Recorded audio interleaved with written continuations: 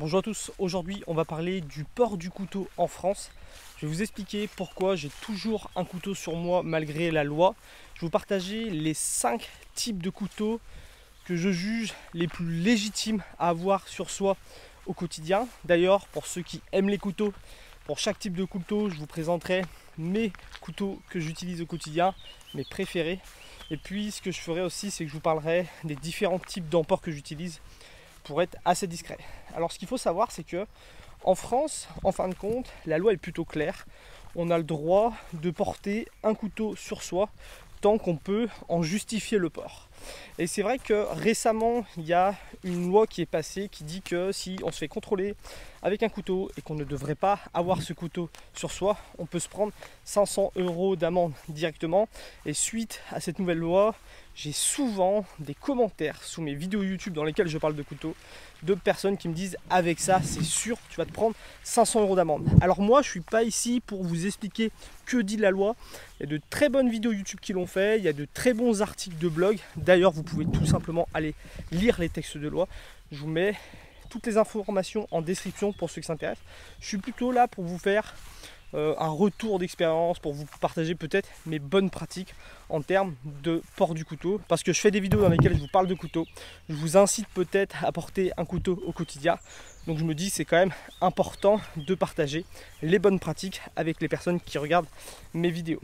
Alors ce qu'il faut comprendre déjà, c'est que pour avoir un souci quand on a un couteau sur soi, il faut se faire contrôler, il faut se faire fouiller, à moins d'avoir sorti un couteau sur la place publique. Voilà, il faut être contrôlé, il faut être fouillé. Personnellement, moi, je ne me fais jamais contrôler, je ne me fais jamais fouiller. Je suis une personne, on va dire, qui se comporte correctement. Pourtant, je vais un petit peu de partout. Les seules fois où je me fais contrôler, ça va être quand je vais dans des endroits publics où il y a beaucoup de monde, où il peut potentiellement avoir des risques d'attentats, ce genre de choses là.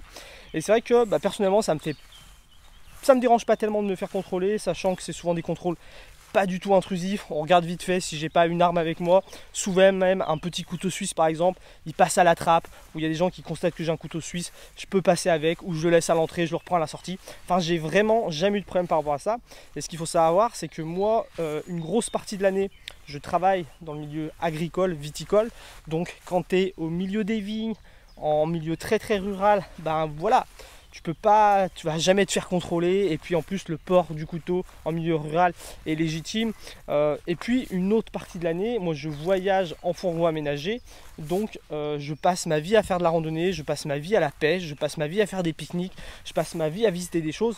Donc je passe pas mon temps en milieu urbain où le port du couteau est peut-être plus problématique. Moi je passe mon temps en milieu rural et en pleine nature où le port du couteau en fin de compte est assez facilement justifiable. Alors il y a 3 choses à prendre en compte quand on porte un couteau sur soi. La première c'est où on est et qu'est-ce qu'on fait. Ça paraît vraiment logique. On va pas aller faire un marché avec une batte de baseball, pourtant on peut aller faire du baseball au stade avec sa batte de baseball. On va pas aller non plus dans une bibliothèque avec un gros pinel dans la poche, ça serait pas très très utile. Pourtant on peut aller faire un pique-nique avec son opinel. Donc ça va dépendre de ce qu'on fait là où on est, et ça il suffit d'avoir un minimum d'intelligence pour le comprendre.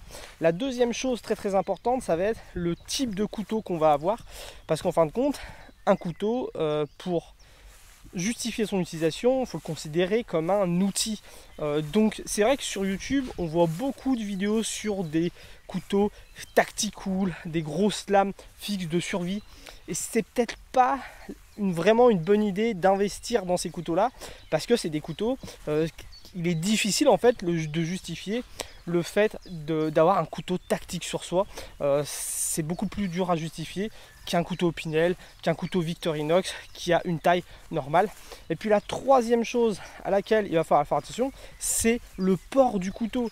Parce que vraiment, entre avoir un petit couteau suisse dans son sac à dos et avoir un couteau tactique à la poche, il y en a un qui est beaucoup plus facilement justifiable que l'autre. Donc ça va dépendre de ce qu'on fait, où on est, ça va dépendre du type de couteau qu'on va porter, et ça va dépendre de comment on va le porter. C'est pourquoi maintenant je vais vous montrer les 5 types de couteaux que personnellement je porte au quotidien. Je vais vous expliquer quand je les utilise et comment je les transporte. Maintenant, je voudrais vous partager les 5 types de couteaux que j'utilise au quotidien.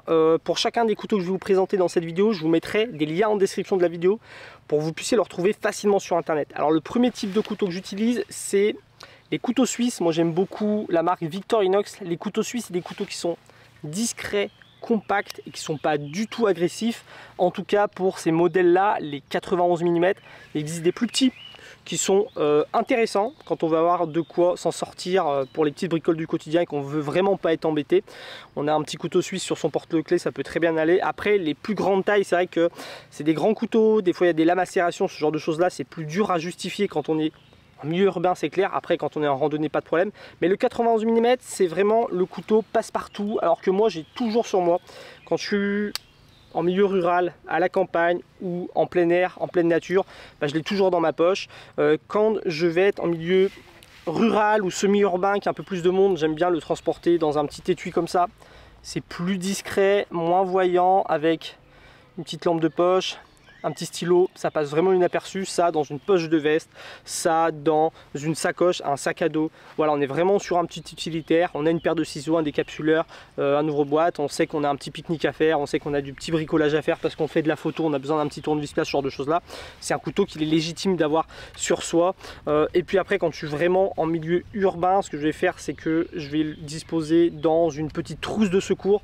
En milieu urbain, les seules fois où on va se faire contrôler, c'est quand on rentre dans un lieu public, un musée, on va dans une manifestation, ce genre de choses là, on va vérifier sommairement notre sac à dos, mais voilà, si on a un couteau suisse dans sa trousse de secours, ça paraît plutôt justifié. En tout cas, moi j'ai jamais eu de problème, encore une fois, sur réserve d'être une personne normale qui fait pas n'importe quoi avec son couteau, qui est pas en train d'agresser les gens ou qui est pas complètement ivre sur la voie publique. Normalement, on n'a pas de problème avec un couteau Victorinox. Alors là, il s'agit du Victorinox compact que j'aime beaucoup parce qu'il a vraiment l'essentiel, une paire de ciseaux, une belle lame, un décapsuleur ouvre-boîte, un tire-bouchon, et puis sur celui-ci, on va retrouver une pince à épiler, un cure-dent, une petite aiguille, un petit crochet, un stylo. Donc c'est vraiment le couteau EDC idéal selon moi. Pour ceux qui seraient intéressés par les couteaux suisses, sachez que j'ai une playlist dans laquelle je présente plein de couteaux suisses. Donc pour trouver celui qui correspondra le mieux à votre utilisation, n'hésitez pas à aller voir cette playlist là. Le deuxième couteau que je vais avoir très souvent sur moi, cette fois-là pas toujours sur moi, c'est le couteau Opinel, ou ça peut être un autre couteau artisanal français qui ressemble à ce genre de couteau bien rustique. Alors ça, c'est le couteau que quand je suis en milieu rural, quand je suis à la campagne ou en milieu outdoor, que je vais avoir très souvent dans ma poche. C'est le couteau idéal pour voilà, découper tout un tas de choses, faire un bon casse-croûte, manger le midi. Par contre, c'est vrai que quand je suis en milieu urbain, je ne vais pas avoir ce genre de couteau là parce que c'est quand même des couteaux qui sont assez imposants, et en milieu urbain, si on n'a pas besoin de ce couteau là, ça sert à rien de se balader avec ça dans sa poche. Ça, c'est le Opinel numéro 9 avec le manche en noyer. Il est super joli cet Opinel numéro 9. Le noyer, ça donne une belle couleur assez rustique que j'aime beaucoup. Pareil, je vous mets le lien en description pour ceux que ça intéresse.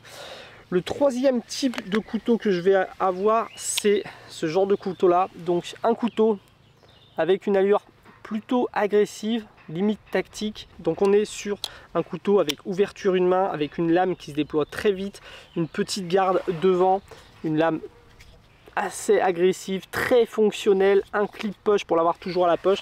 Donc ça, c'est le genre de couteau qui se vend beaucoup, qui est beaucoup mis en avant sur YouTube, et pourtant c'est pas forcément le meilleur couteau à avoir en EDC parce que tout simplement c'est dur de justifier d'un tel couteau. Moi, c'est le genre de couteau que j'utilise quand j'en ai vraiment besoin. C'est vraiment un outil pour moi. Donc si j'ai une journée de boulot dans les vignes, je vais découper des ficelles. Si j'ai une journée de boulot de bricolage, j'ai besoin d'avoir un couteau.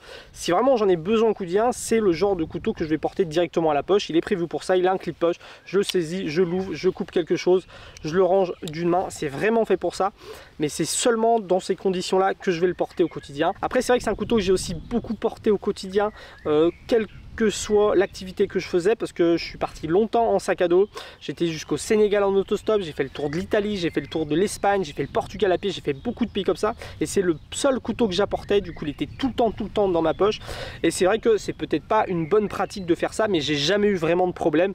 Donc voilà, quand on fait pas n'importe quoi, logiquement ça se passe bien. Mais bon, personnellement, c'est plus le genre de couteau que je transporte toujours sur moi.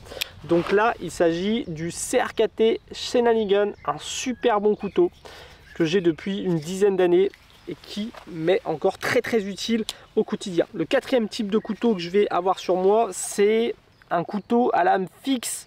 Alors le couteau à lame fixe, c'est le couteau que je réserve aux activités outdoor, quand je suis vraiment en pleine nature. Je ne vais jamais dans un milieu rural, à la campagne, dans un petit village ou en ville avec ce genre de couteau, que ce soit dans mon sac à dos, à la ceinture. J'ai ça que quand je suis en pleine nature et que c'est légitime d'avoir ça.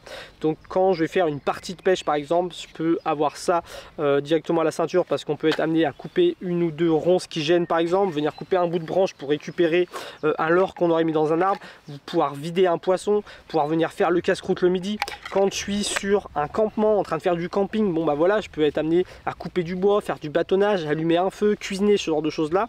Donc c'est vraiment le genre de couteau que je vais avoir dans ces conditions là, mais sinon que je vais pas porter en me promenant n'importe où.